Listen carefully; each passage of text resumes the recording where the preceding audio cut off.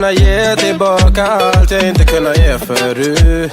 Det finns ingen annan där som kan stå här by my side, oh why.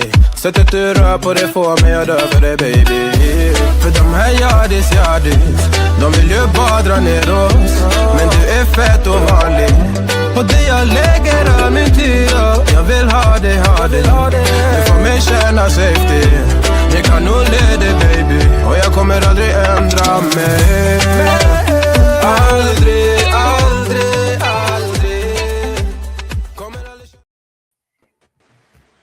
Greetings, man. What's up with y'all, man? Greetings, everyone. Greetings. Everything is well here in Orangeburg. Yeah, man. I know it is. You know you want to hear all about it.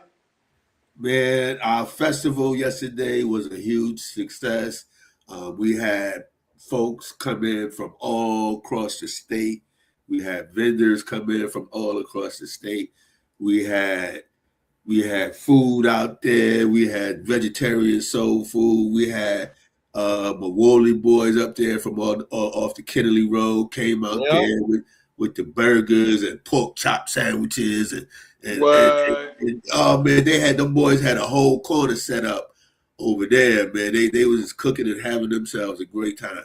They had fried fish out there. They had the fries, man. Everything. We had the little babies was running around, man. We didn't have the bouncy house this year, but the children still had a wonderful time, man. They really enjoyed Brother Jay Gooch doing his thing. His songs are very popular, man. I was surprised, man, that kids, even grown-ups, know the words to the songs and everything, man. Mm-hmm. I was able to connect with him yesterday, man. He's a down-to-earth, dope brother, man. I like him, man. He's good people. Yeah, man. I seen Brother Bruce was out there. Bruce Ingram was out there running around, runaway slave. Yeah, yeah, man. Yeah, man. That was interesting. His setup was I love his setup. You know what, Chief? You know what, Chief, man? I didn't know what to expect with that brother, but he turned out to be, okay. We connected. We had a nice little conversation with him. His performance turned out, better than what I expected. Yeah, he gave me his business card and everything. So that's solid, man. Bring him on home. We telling everybody, come on home, man. Let's organize the festivals. Well, he's right down the road from us, man. He's in I think he said he's in Horry County. So he's not that far away from us. And he would like to come back, whenever we do next. That's good, man. These festivals allow us to network with each other and stay in contact. So even when they have events and stuff, we can go show love. So it's good. I want to show some of the photos, man, from the event yesterday. I think this is from last year, but of course, Baba and Mama, Yeah, that's from last year. That's from last year. I just wanted to give everyone a preview of what we did with Shakira, She the Chef. That was from last year. Yeah, man. And she came again. Yeah, man. Yep. Me, Brother Jalen, and yes. That's the Bush doctor, man. The Bush doctor, he did his time was excellent, man. He did an excellent presentation, man. My man was all out in the woods, digging up roots, and he was explaining to the crowd different things they could do with oils for their hair. I mean, that's a very knowledgeable brother right there, man. And I believe he may be I know he's the only authentic root doctor here in Orangeburg, but he might be the only one. He might be the only one in the whole state, man. That's a very knowledgeable young man. He did very good. He did very well. That's my bro right there, man. Me and him chopped it up a couple of days before and during, man. Much love to him, bro. Much love. Yeah, man. He's very, very humble young man. Got mad. That he is. Oh, Mr. Roy family right here. Yeah, hey, that's your cousin Kim right there sitting next to me. Kim is my first cousin. Her mother and my father was brother and sister, and that's John Ray. That's Jare in the back, and his girlfriend, Brianna. Nice young lady, man. You know, he wanted to bring her to his hometown and see how we do it in the Berg. That's nice, man. That's dope, dope, dope. There was a lot of space out there. Well, it was wide open. Yeah, A man. lot of wide open space out there. Man, these are the vendors here from different places, man. We have vendors from Georgia, the Low Country. They people came from everywhere, but I'm surprised, man. The word really got out, and people from out of town showed up. Now on that tree line right there, the vendors were all around the tree line on both sides of the property. So we had maybe about, I think it was about 20 so vendors or so. But yeah, I count 20 at the most. This was in the morning. Yeah, that was in the morning when they were first setting up. They came out with some really nice. They had my man. Yeah, man. Let's talk about this man for a moment, man. He definitely needs the attention that we can bring to him, man. So I heard he's going for public office. How'd that go? Hey, yesterday he made an historic announcement at the Orangeburg Festival. Baba Amin is running for the state office for superintendent of education for the whole state of South Carolina. So I encourage y'all. I encourage everyone to South Carolina to let's put this man in office, man. Let's support him. Let's do what we got to do to help this brother. His speech was pure fire. Baba Amin always bring the heat. He had his lovely wife with him. I think he had one. I'm not sure if it was his daughter or his granddaughter, but he had some of his family members with him. And I mean, man, the brother always does his thing, man. Big shout out to Baba Amin. Big up.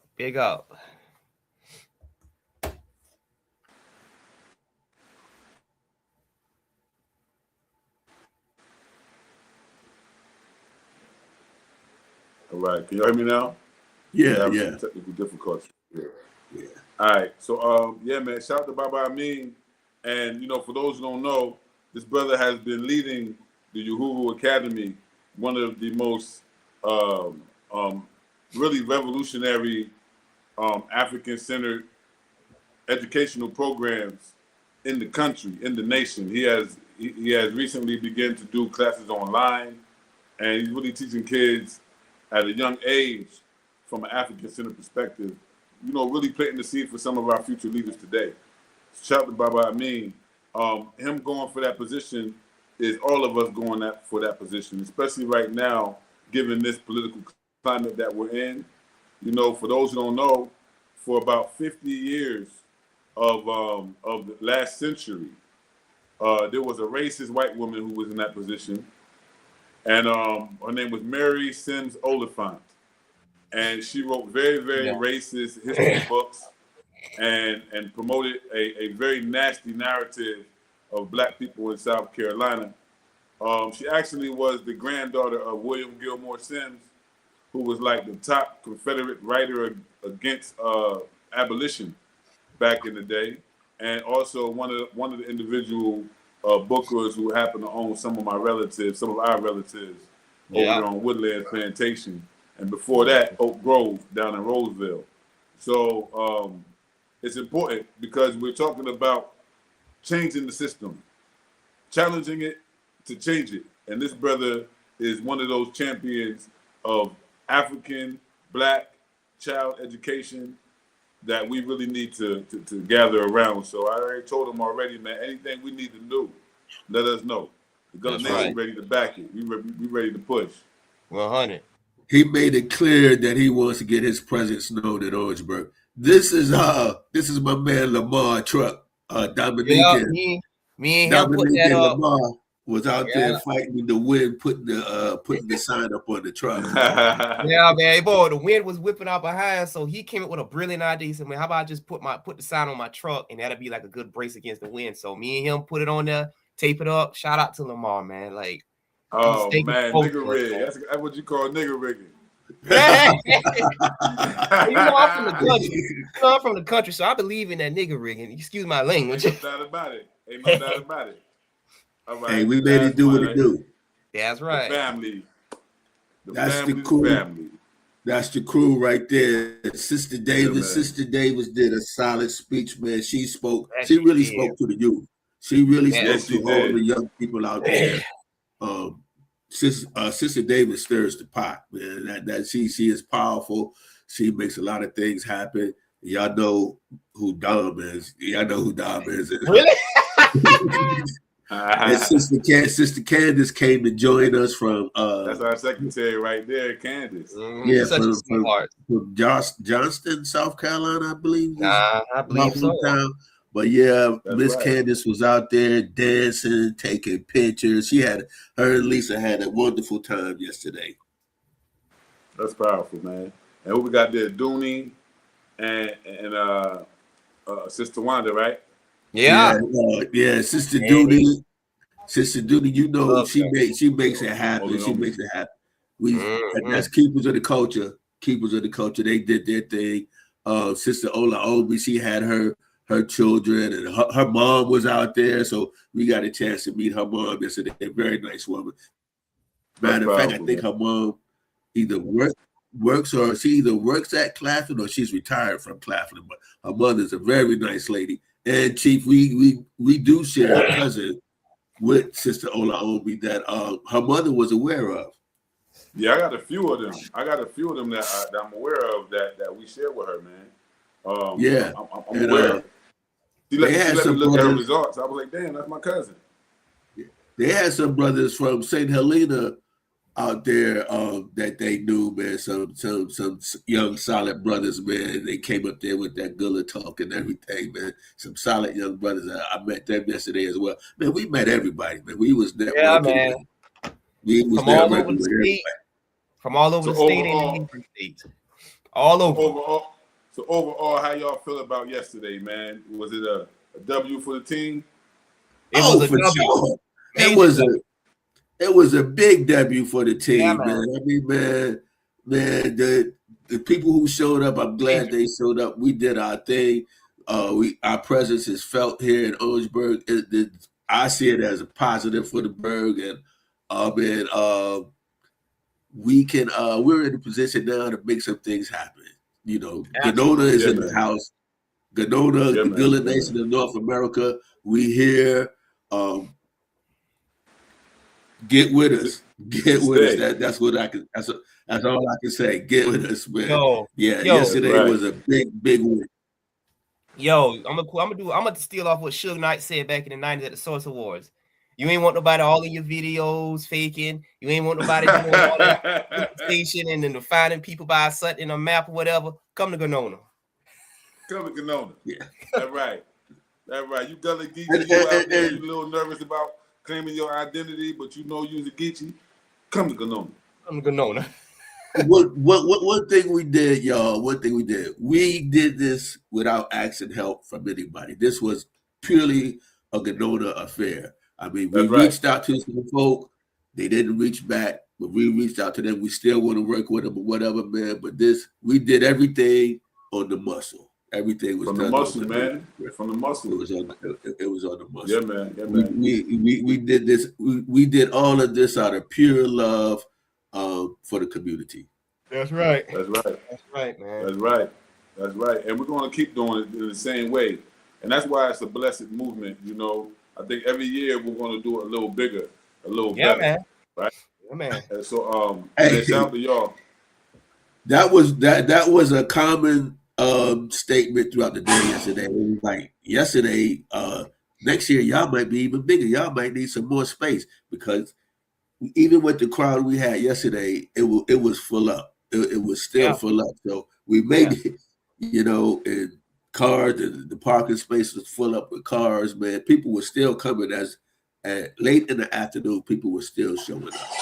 People that I didn't even expect to see.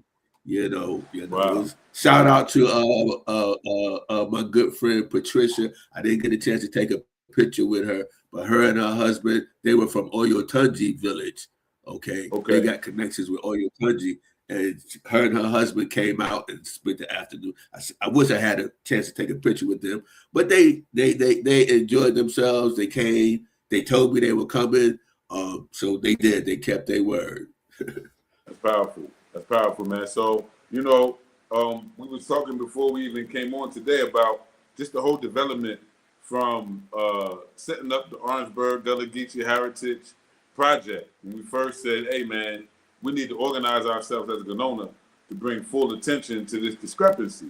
How can it be that Orangeburg is not included in the festivities and in the activities and the resources for preservation? Because, you know, we understand our heritage, but we also realize that the rest of the world didn't necessarily recognize it, that we have been effectively erased by definition and by congressional act that drew a border and made people in their brains believe that those people on one side ain't no longer related to the people on the other side. And that's a very, very, very, very bad border. But we look at it as colonial. It was our responsibility to do something about it. Me and Baba, we did an excellent show. Y'all can check it out. It's episode number 21. Episode number 21 of Gullah House Show.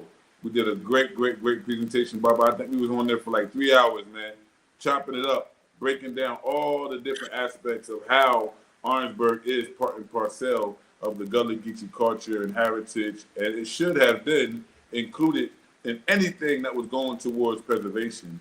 We even went farther to look at even like the demographics of the regions and say, hey, man, you know, rice can only grow in a certain area in South Carolina now. That area go all the way to the fall line. It don't stop down there at no 50 miles, no 30 miles. And we start even finding evidence of rice plantations and massive business relationships between the same people planting rice in the South and the same people planting the same things in the inlands. It was the same families and the same people. We went even deeper. We went into their wills. We went into their census records.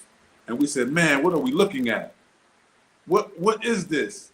Did our people somehow overlook the fact that we're all the same people? And so we want to correct that. And I'm gonna share one photo here on the screen. And I'm not trying to come at anybody. I just want to show you why we had to respond the way we did as a responsible community of Gullah descendants to some of the words and some of the things and the beliefs that was being promoted by some of the historians and people in the community out there.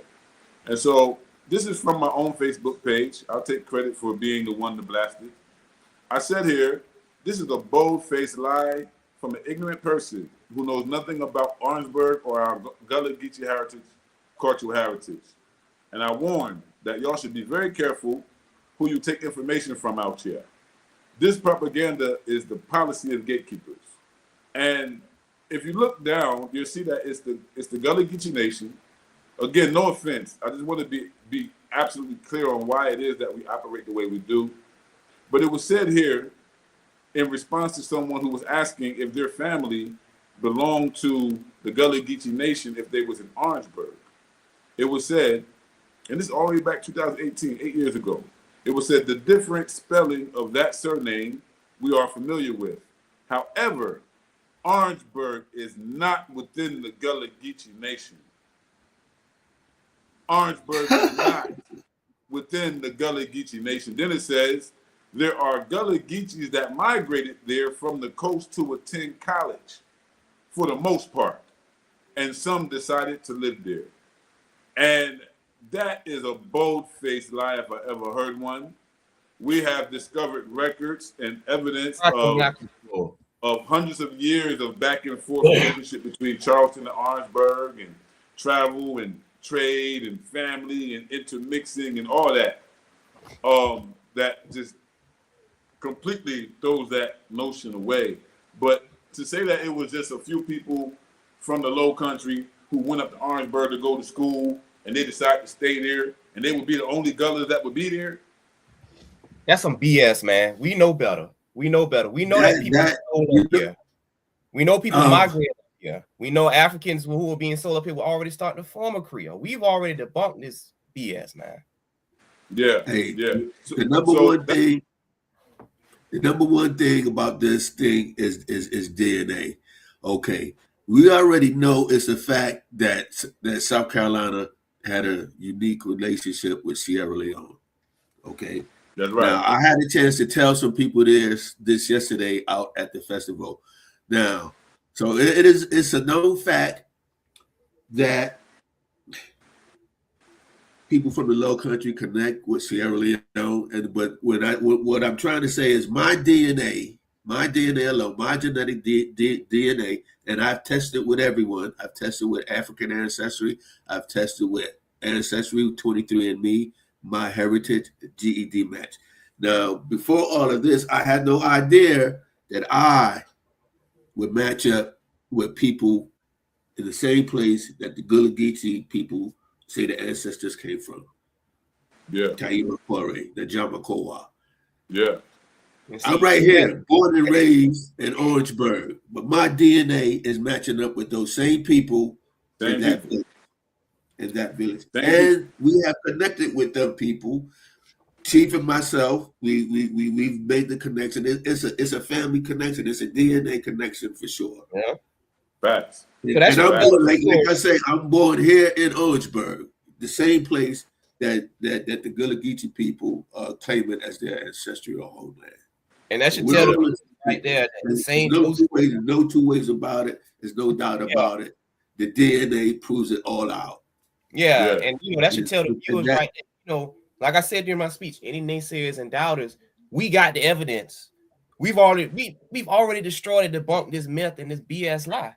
The same people who everybody like to say connected and limited to a certain particular space in South Carolina and low country areas, is all over the state, particularly in the historical Orangeburg district. Me, myself, including Mansa, all of us, we got ancestors who were sold up this way from the lower country areas of Colleton, Charleston, Beaufort, and all the surrounding islands. That's right. Facts. Documented. I had a chance to talk to. I had a chance to talk to various vendors. Go ahead. The various vendors and people out there at the festival yesterday. I had a chance to talk to a lot of people, and they were asking me questions about this and this and that. So I had a chance to explain it exactly what I just told y'all. This is the same thing I was telling the people that was out at the festival yesterday. So they it's no doubt. It's no doubt. When you hear the truth, you know the truth when you hear it. I got a friend that I got an old man. Whenever he shake your hand, he would always say, "To the bone, to the bone." You got to feel this thing in your bone, and when you feel it like that, you know it's right and exact. Yeah, man. Right. Yeah, man. Yeah, man. So today's show is actually a good segue into today's conversation. I just wanted to throw that out there too, so we can see what we was contending against and celebrate one last time our second successful Orangeburg Gullah Geechee Cultural Heritage Festival. We did it again.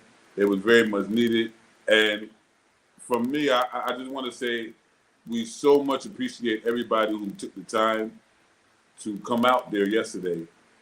Even our members who planned for the last 5 to 6 months to make it happen. We was planning, y'all. We take our time out the day. We get together once a week. It gets kind of intense. And, we don't put the work in. It can't happen because we're not relying on outside resources.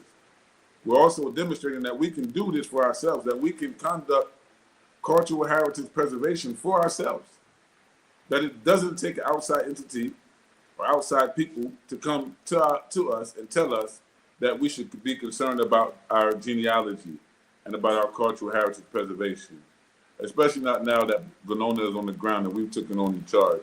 So today's topic is genealogy and lineage restoration as a pathway to Gullah Geechee identity reclamation.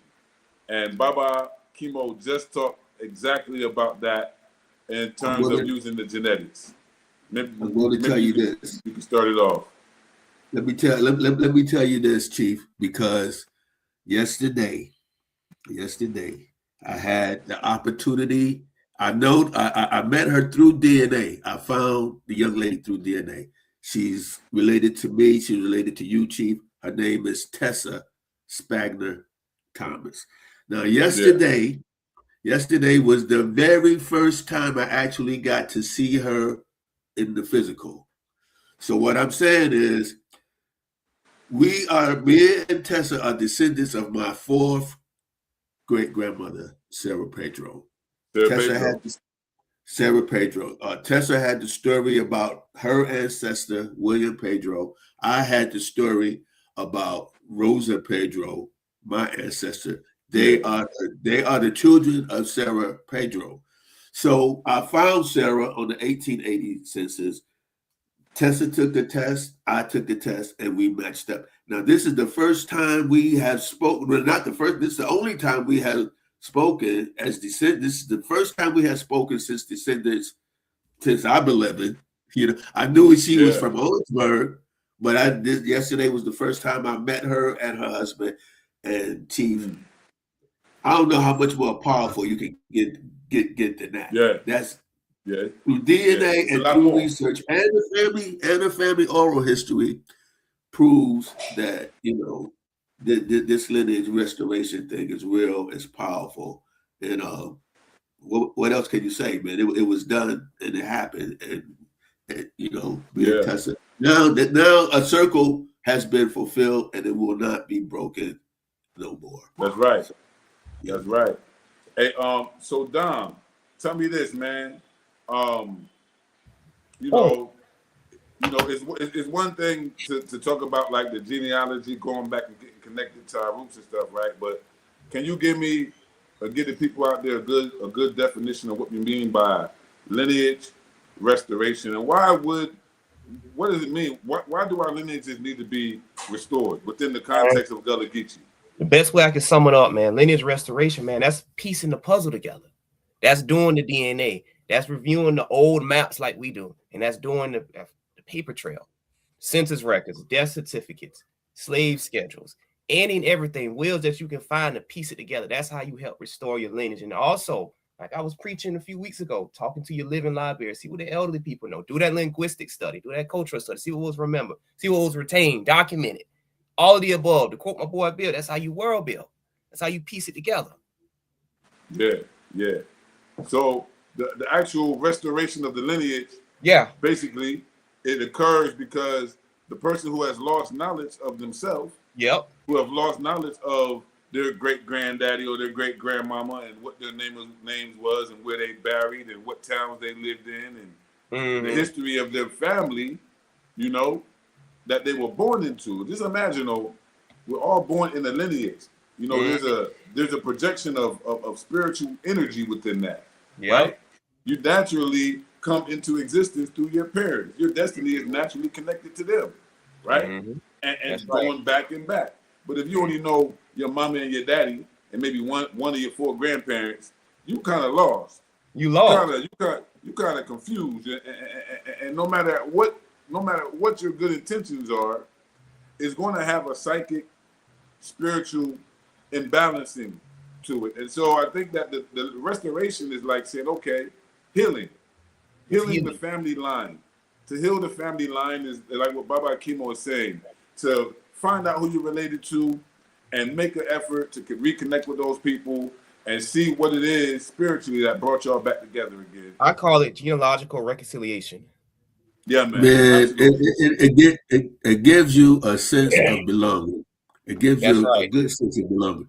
Do you know? I can't tell you how excited it was when me and Tessa first spoke, and I told her the story of Sarah Pedro. I told her who she descends from. I told her what tribal affiliation she had. You should have seen the smile on this young lady's face. It's a sense of belonging. It's building self-esteem. It's healing family trauma. And this is how you do it. That's how you heal the family trauma. When you do that, then you'll start feeling better about yourself. Your body will feel relaxed. You know, you're in tune with your spirit and everything. You're in tune with the ancestors. If you start to talk to them and connect like we do, you know. So like I say, man, that girl was very excited, super excited to know that me and her, that I could tell her who Sarah was and she could fill in gaps for me and I could fill in gaps for her. about how we connect. Yeah. So that was a very powerful meeting yesterday. Not only did she get to meet me, but she got to meet other family members that were out there as well. The young lady I spoke about earlier, exactly. her and Kim got to meet for the first time. Yes, and they live in Colombia, so now they are connected. Now they're promising to meet one another and hang out, do the girly thing, I guess. Whatever the ladies do when they hang out. The kids gonna know each other. The kids gonna be able to say, "That's my cousin." Exactly, and that's exactly what they were doing. Kim was bragging about her grandchildren. Tessa was telling her about her children. It was a real family get together. Yeah. I like and that's that. How you I start like to that. build community. Yeah, that's how you start to build. I like the fact that it's coming. That this is manifesting. This is coming to existence in a genuine way. That's not being pushed by any political agenda. There's no secret grant money. There's no shenanigans to it. This is really manifesting through our own efforts, and it's powerful to see it happen. And just like you're saying, just imagine how many other people out there that's kinfolk, and they don't even know it, and we don't even know it. And so it becomes a search for those people that we share lineage with, and restoring those bonds, restoring those ties that we should have with each other. Naturally, if we're relatives, but not having knowledge of ourselves being related to each other can naturally make us misbehave when we interact. Sister Davis was talking yesterday about a lot of the violence that's happening around Orangeburg and the way that the officials respond to it when it's the hood, and versus when it's the campus. When it's the campus, oh man, it reaches the White House. Mm-hmm. Yeah. But when it's Gulf Ave, when it's Coleman, right? When it's Sprinkle, it's an issue. Yeah. So it's like almost like even the people who would live in that kind of militarized situation where the police are only there to contain us. They're not there to help or stop crime. They're there to make arrests and pull men and women out of the community and take them through the courts and incarcerate them. That's the basic function of the police. Even from slavery days, you see, we always find in the courthouse records of them looking for Africans by their name, by their age, what they had on. So they can lock them up and turn them over to what? Workhouses, prisons, labor houses, right?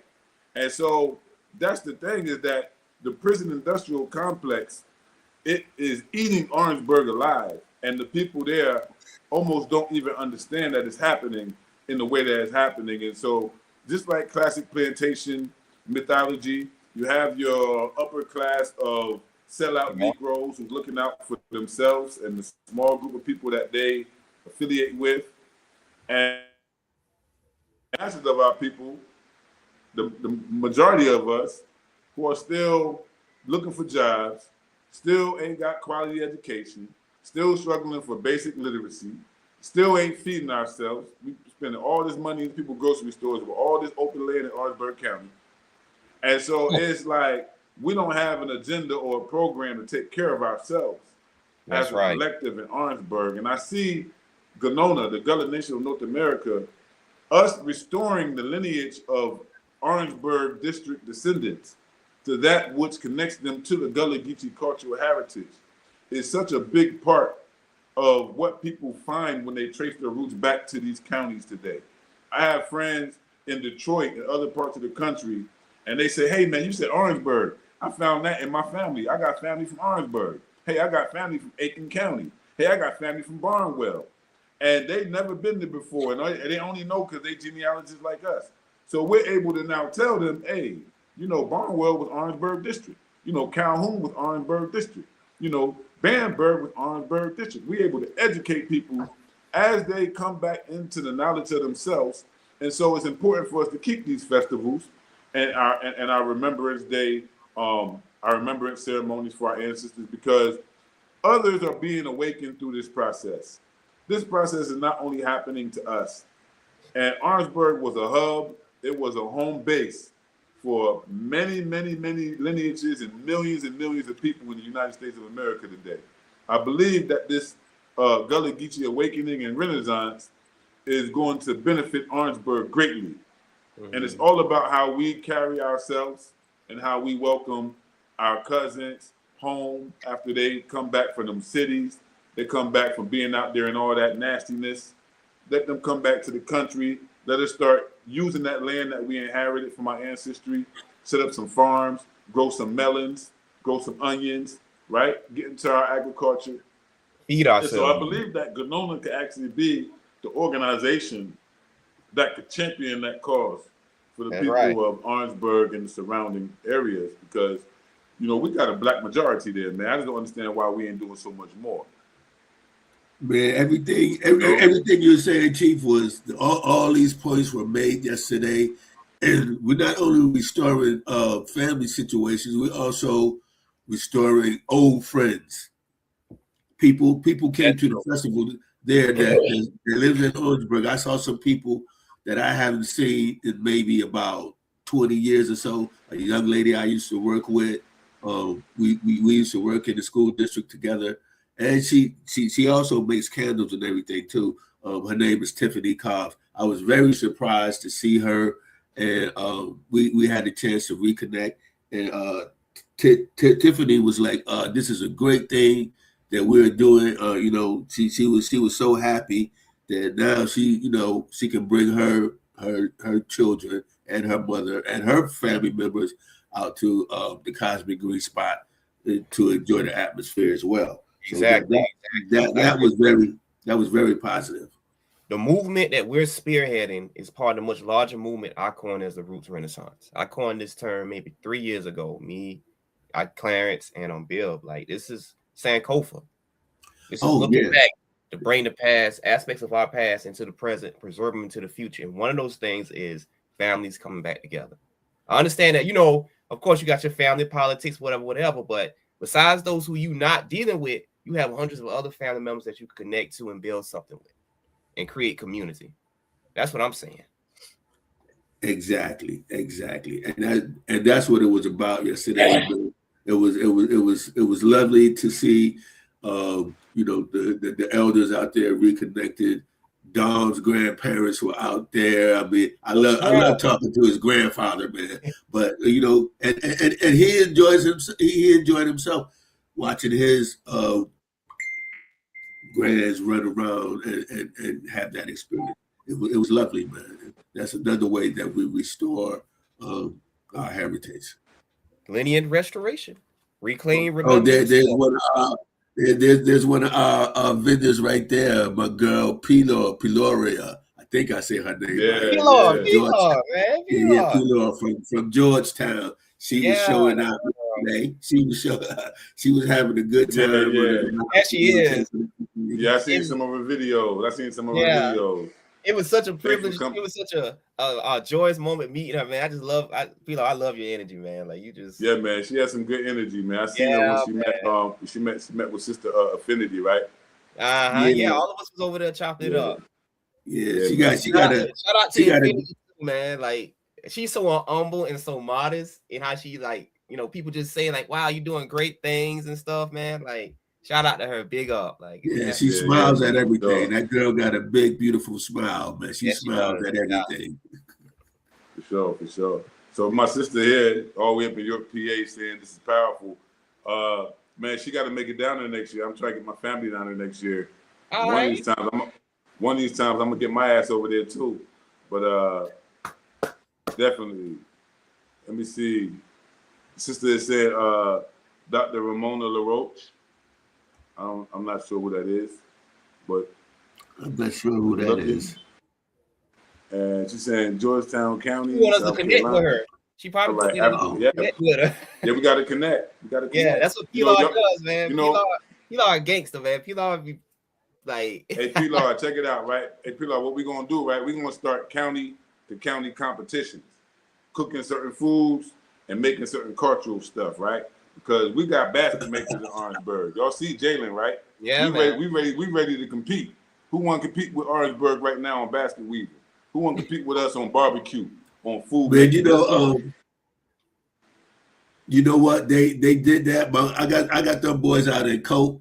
That's what they love to do, man. Them boys love to bring them big monster grills out, and they have competitions to see who have the best barbecue and things like that. My boy Pender, man, you should see his truck, man. This boy got I don't know how big his truck is, probably big as this room here. He can lay whole deers and whole hogs on the grill, man.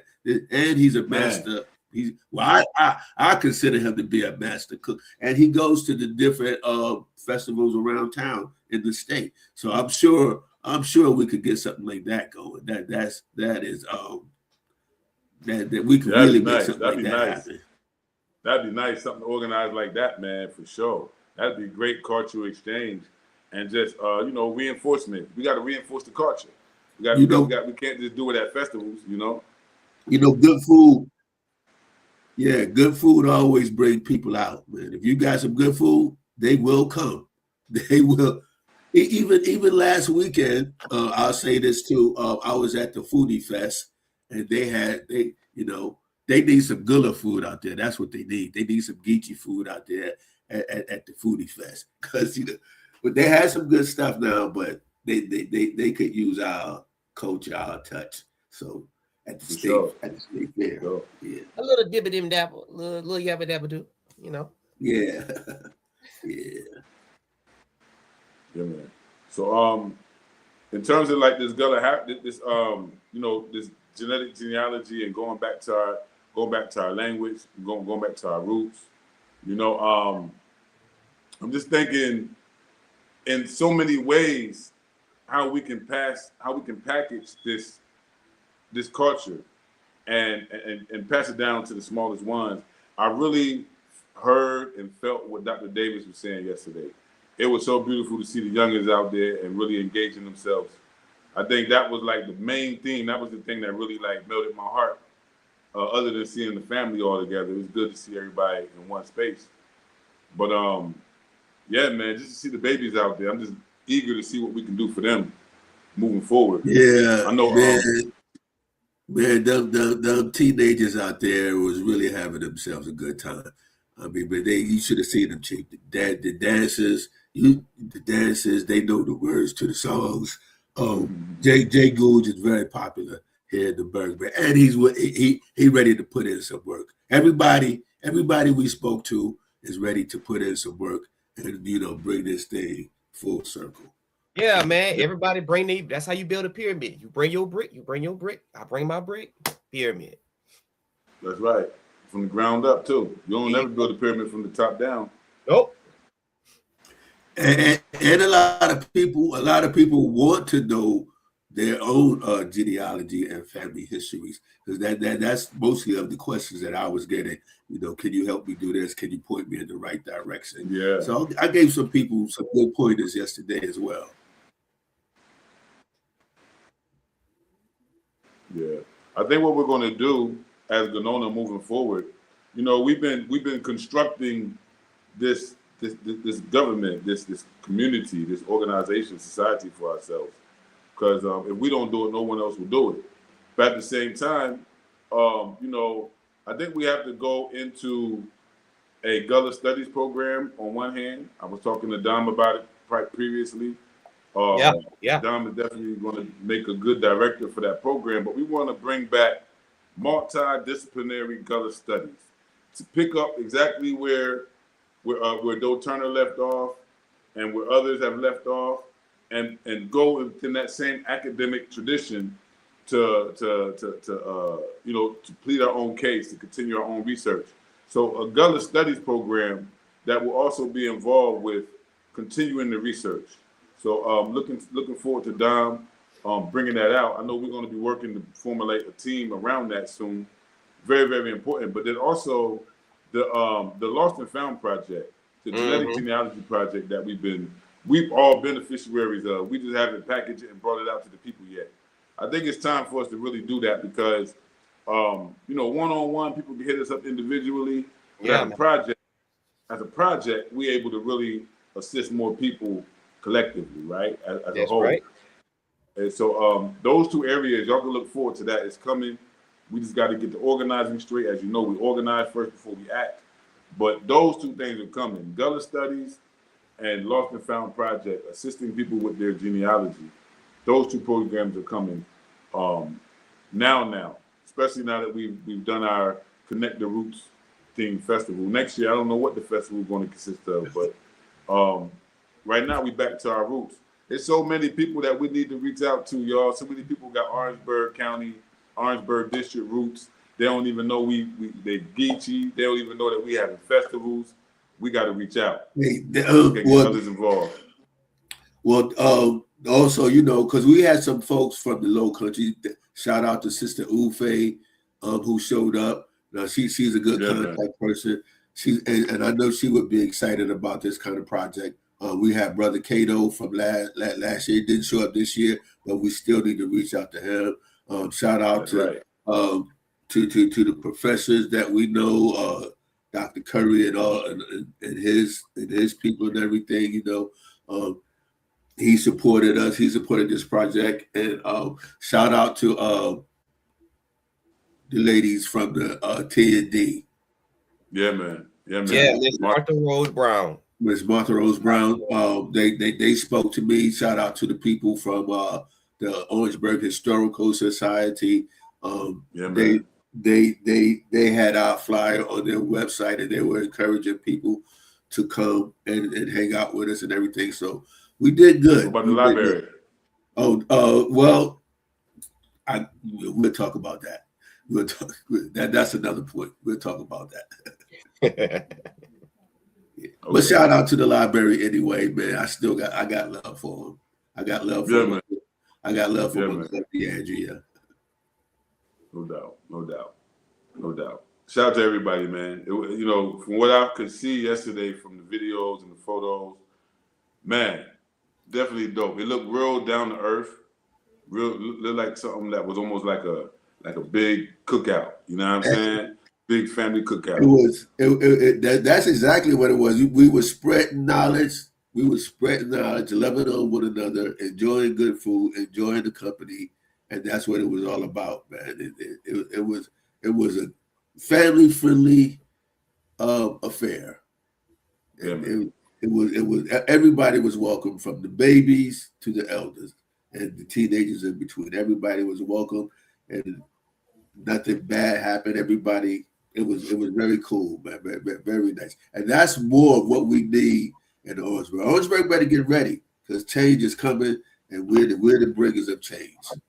Hey, like I was telling my boy Bill yesterday after the festival, man. Y'all don't really, I don't know y'all if y'all into Japanese history and culture like I am, but it's a show called Shogun. But at the last episode, the dude asked the Shogun, he said, man, how does it feel to study to win?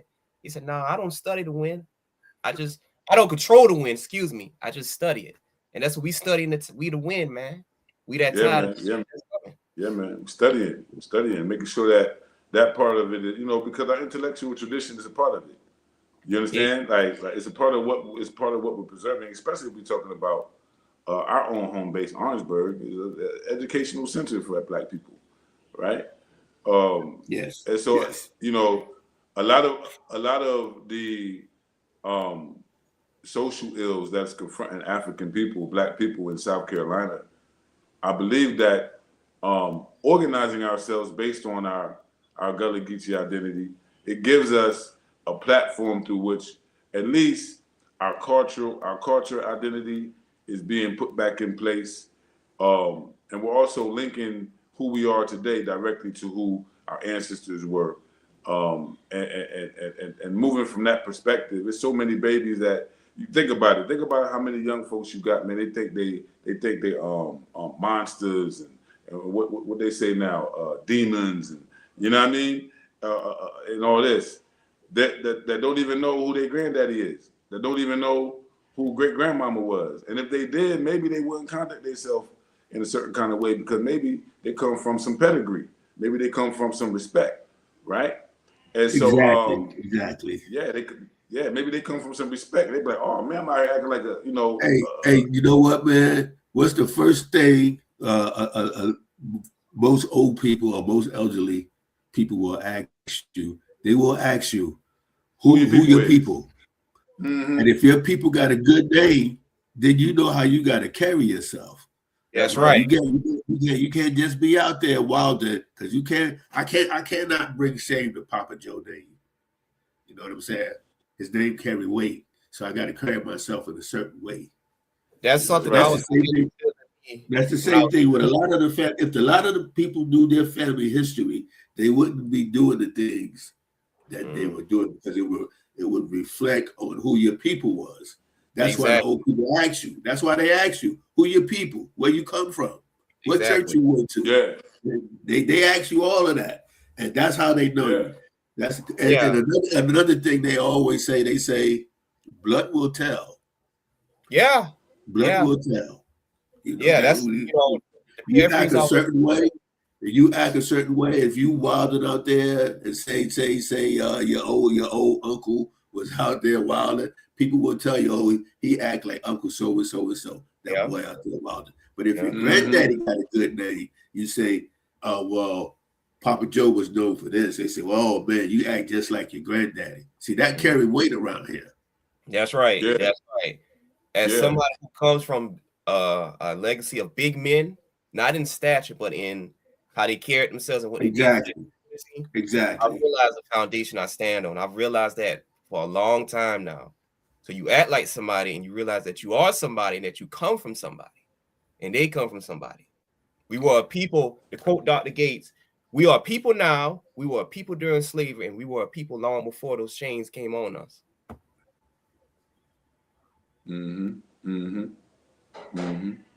Absolutely. Great quote. And that's really what it's about, our peoplehood. I just feel I feel for those of us in the Gullah sport, man, because where I'm from, most people, they ain't never really been down south, right? They totally disconnected, even from the southern roots. Where I'm from, you know, and then and it's like I was fortunate to grow up in a family that was just recently migrated, so we were still connected. But I also grew up in a community with people who also had roots in Orangeburg and Bamberg and Barnwell, but they ain't never been down there before. We used to pile up in my mama's car and get on the highway and go down the counties and visit family, and they never been on the highway. They never been down I-95. And so it's interesting now because most of the people who I think would have a claim of ancestry in most of these counties aren't living in these counties. and many of us are beginning to figure out that home is down south. At least home base in America is down south. Coming back down south now, we running into all the politics of the South. All the segregation of the South. It's a reversal, man. It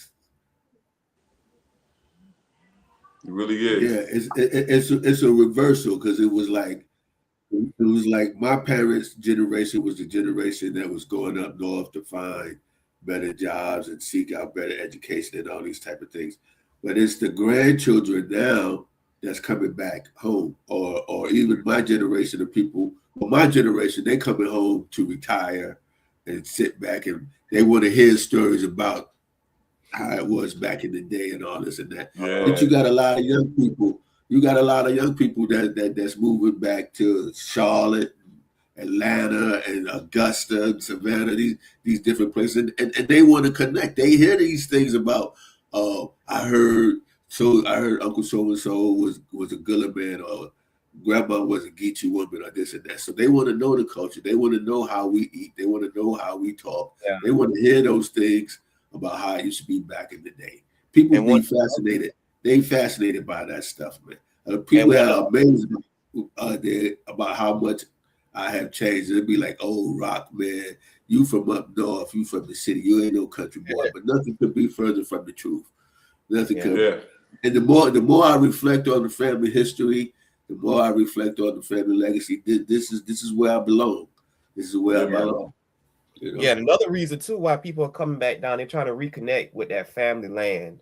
That grow their own foods and cultivate a sense of security and a better space for themselves compared to what they're coming from up north. Down south, but if you could catch the wave early, you can get out the shore easy. If you get what I'm saying.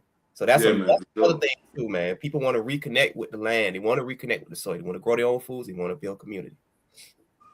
Absolutely. Say that. Especially, given the fact that a lot of our culture is nature-based.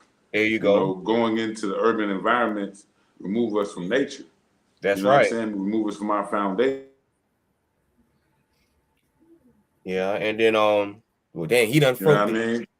to quote what you said a few years ago, man. You ain't got no culture without agriculture.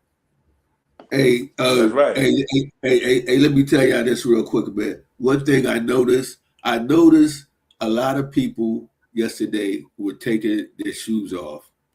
They were walking around barefoot because they wanted to feel the grass beneath their feet. They wanted to feel that dirt. But a lot of people not a lot, but a few people were walking around. First thing they did, sit down, take their shoes and socks off. They want to feel the ground. The old people, that's what they were doing. Young people did too, but that was a little unusual to see. It wasn't for me. That's like a ritual to me. I call it kissing the soil with your feet. You walk as you pray. Yeah. Grounding, man. That's call it grounding.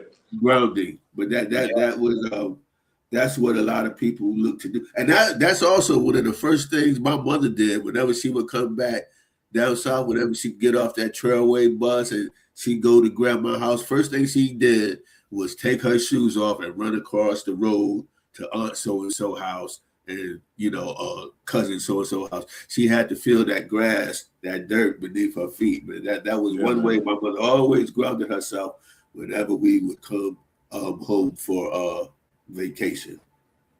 Yeah, man. And it's crazy too because, like, just imagine our ancestors have been walking around barefoot. Even here in Salon, it's normal in the villages for people to just walk barefooted, just to be walking on the dirt, like no problem. They don't carrying shoes and not just walking. They in the area, and you don't take your shoes off nowhere that you don't feel comfortable in. Exactly right. You don't take your shoes off nowhere that you don't feel safe and protected. Right? Exactly. And so if people got there and they automatically put their shoes off, man, that's a powerful sign, especially if the elders let the process. Exactly. That's one of the first things Sister Candace did. Well, she does it every year. She always takes her shoes off and walk around barefoot. Exactly. That's like what Uncle Joe Lewis did in Missouri. Hurston interviewed him. He made sure that he had his shoes off, walking barefoot, so his feet can kiss the soil. Yeah, man. That's powerful. We should look into that more and talk about it, man, because I think barefoot, walking barefoot, and doing things barefoot is a deep part of our tradition too, man. Yeah, man. I got some research on that. You're right. Yeah. Right. Especially if they want to slow us down, didn't want us to be able to escape. Having shoes was a privilege. That's right. Right. Having actual trousers was a privilege. Sometimes they had us in some bags, right? Some rags. Well, one of the ways, of course, not to get off subject, how they would cover soil. They would dig into the soil. They'd take the heel of their foot and dig into it and put the seed there and cover it up with their foot. I found a few accounts of that in colonial. Well, guess what? Guess where they do that at? There. Here. I know. And that's why I said it. And let me tell you something, right? I've seen it, and it happens so fast you don't even realize that they're actually dropping seeds, bro. And guess who does it? The woman. The women. The women drop the seed. The men don't drop the seed, bro. I mean, men are master farmers, but in a traditional sense, if you're in an agricultural community, the men are usually going out hunting. And they're going out and building every day. They're doing the manual heavy labor. And they might brush the fields or burn the fields, but they won't do the planting and the weeding and they might help with the harvesting, but the women and the children are going to do the rest. Even the little boys and little girls, they chase the birds off. They got little slingshots, like traditional slingshots that they use to chase off the birds and stuff when they come try to eat the crops. They got these old traps. They got these hunting traps that they create. They set traps all around their fields, and they be catching little groundhogs. They call it bushmeat here. They be catching little bushmeat and everything out there. So it's a whole experience when you're farming here, and you're right about the hill planting. Mm-hmm. Yeah, sometimes they do a finger too. Yeah, I've heard it. Yeah. Do a finger too. Yeah. So Speaking of slingshots, it's my old. You know, I know it's probably different. It's a slingshot I used to have when I was a kid. I used to use when I was a kid. Yeah, man. And they got a sling that they do like this. Yeah, I know. Like it's like a bull. It's like a bull roller almost. Like David and Goliath. They got that David and Goliath joint. Mm-hmm. I just had to show this. Accurate. Mm-hmm. So it's good. It's beautiful that we still have these aspects of the culture that have been so subliminally retained. We talk about barefooting, man, and it was a big thing. Even when I was younger, it was normal for certain older women in my family to be breasted, to have their breasts out. I don't know if that was everybody, but in my family, it was nothing for auntie or mama on a hot day to have their shirt off, and they'd be sitting down, cutting their food and cooking their food. And the only place I ever really seen it happen like that on the daily is here. The women will pull this off, man, and be cooking over that heat and not be worrying about who watching. Non-perverted. It's just come with the culture, right? Yeah, it comes with the culture. There's no sexualization or over-sexualization like it is over here. Yeah, mainstream. Yeah. Even breastfeeding the babies is normal. Like it's not a nasty occurrence in public. You know what I mean? Yeah. But it's aspects that we don't really think about that we actually have only recently done away with. Only recently did we begin to start putting Similac in bottles and feeding our babies. Only recently did we begin go to their hospitals to birth our babies, to deliver our children. That's recent. That's relatively recent. And so when we see changes in that kind of behavior, man, that's a cultural problem. That can only be resolved culturally. That's right. We got to adopt new cultural codes and say, you know what? I'm going to rely on my ancestors' example, and I prefer this over that. Yeah, that's what I call basically, and make it better. Reclaiming his cultural and historical memory, looking back, seeing what we did in the past, but also examining what they're currently doing on the continent that could be beneficial for us into the future. That's right. With you 100%. Right. Oh wow, we got a lot of comments here. I ain't really sure who's here, but I'll put a couple of them up here. I won't respond. Person said they moved from New York, New Jersey, and moved to South Georgia because of quality of life. That's right. That's right. Just coming from the urban environment, even down south. If you live in Atlanta or you live in like say in Virginia somewhere like Richmond or somewhere, they got real cities there, man. It's not just country, like, you know what I mean? You think because it's down south it's country, but you got real cities in the south too. And the urban environment, it deprives us of having access to what Baba Amin was saying yesterday, land. Our relationship to land and nature is deprived because we've been urbanized. And now when we want to eat, we go to a restaurant. Now when we want to eat, we go to a grocery store. You understand? Our ancestors had grocery stores in every house. Every house had something that they could swap and barter with the next house, and we had our own in-house production. This house is growing sugar cane. They producing rum and other sugar products. This family over here, they doing this and they producing that and other byproducts. That's right. And we swapping. We doing exchange in the church on Sunday. Everybody bringing what they want to trade on Sunday. After church, we swapping. That's right. Even the little mom and pop country stores from back in my grandparents' time and before. Coming from the north myself, I can feel that. I can feel that all day. The quality of life is a lot different coming. Yeah, it's a lot different coming back to the south. Before I left, I moved down to Florida from Pennsylvania, and it was a big change. But he's saying, yes, I live on land left to me. The quality of life is way better living in Brooklyn, New York City. Yeah, man. Mm-hmm. But yeah, as I was saying, even little mom and pop grocery stores from back in the time, my grandparents and they generation before them knew about the grocery stores that they're not the same. They're not. I mean that in a The food ain't the same either, cuz. No, it's not. Because anytime I can see what I do, I ask an older person because see they can recognize the difference. I said, does this watermelon taste the same as it did before? Nope.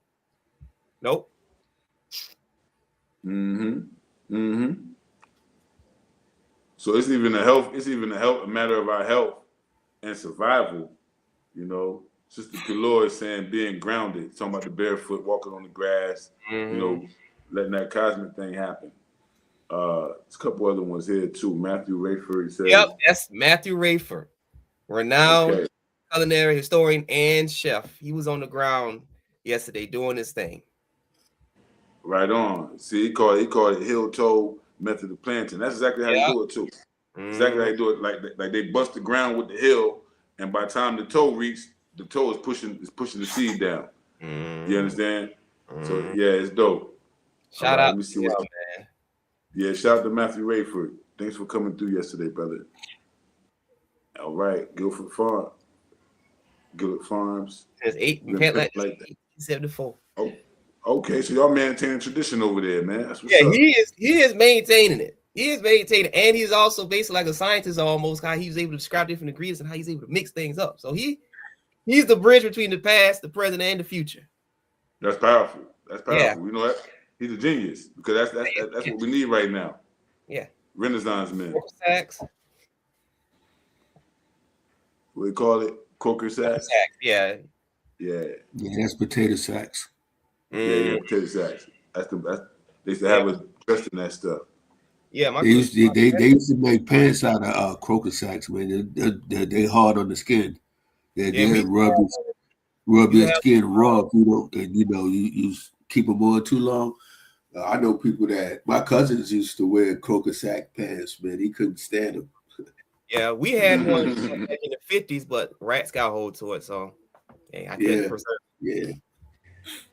Yeah.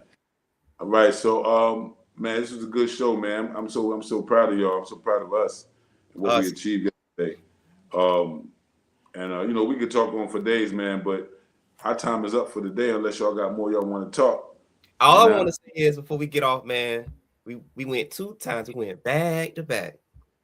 2-time champion. That's right. We kicked the festive season off. And that's why we chose this time, March, so we can go ahead and get ours out the way and then go attend everybody else's. It's Gullah Gals Inc. Cultural Community says, thank you for this. I wish this had been more interactive. If you brothers wish to discuss genealogy and more Gullah Roots connections further, please visit our site and email newsouthconcepts@gmail.com. Yeah, I just messaged you.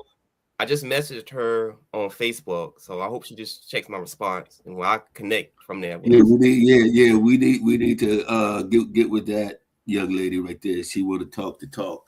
We can. Well, she got to come on board, man. Sis, Ganona is open. Membership is open. We want more members to come on board so we can have more communities represented, and we can start formulating this community beyond just the areas that we occupy.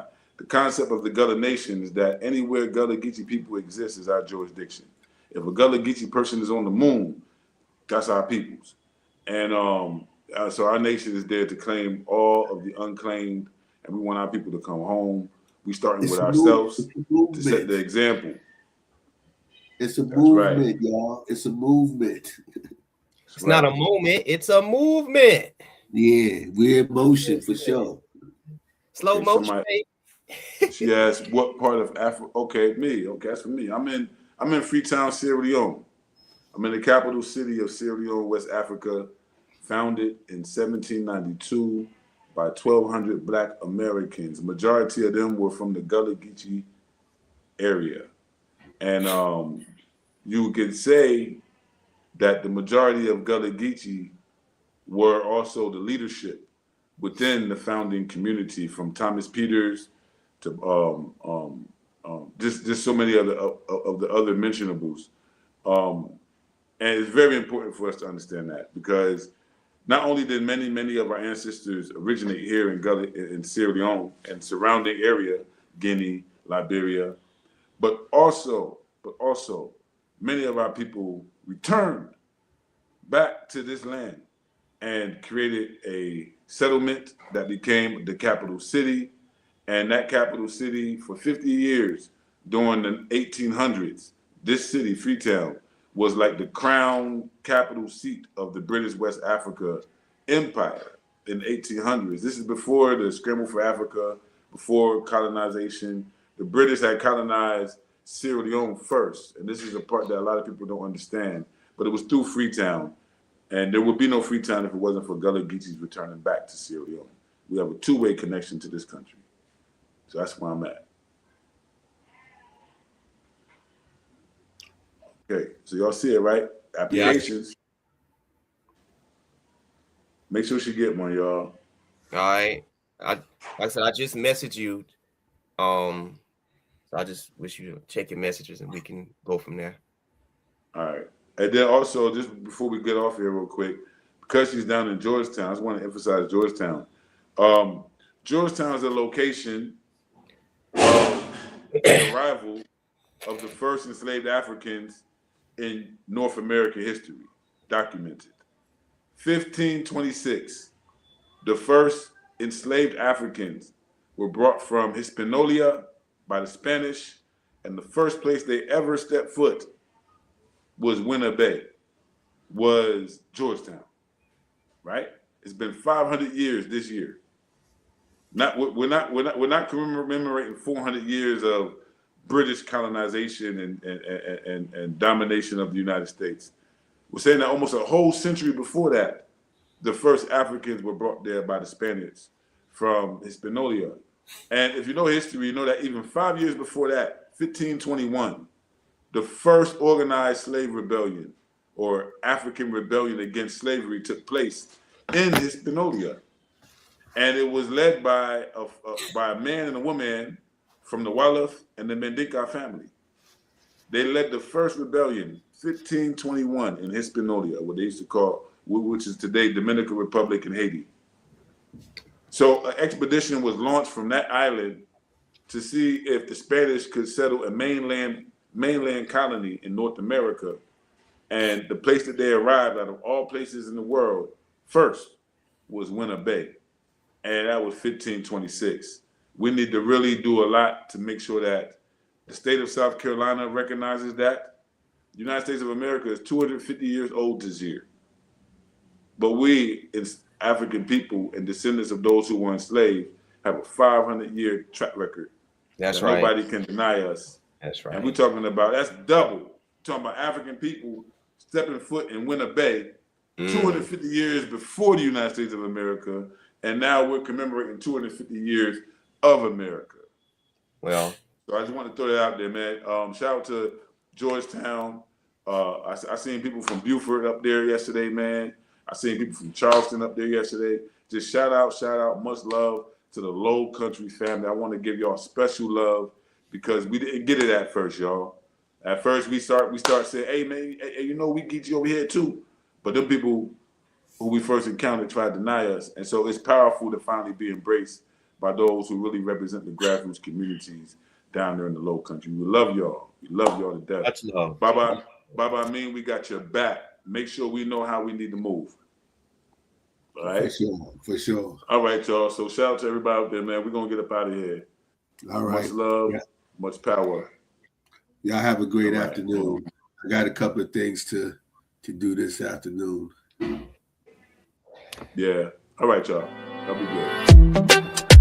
Jag minns ju den tid du gav mig life, vill jag. Nu vill jag kunna ge tillbaka allt jag inte kunde.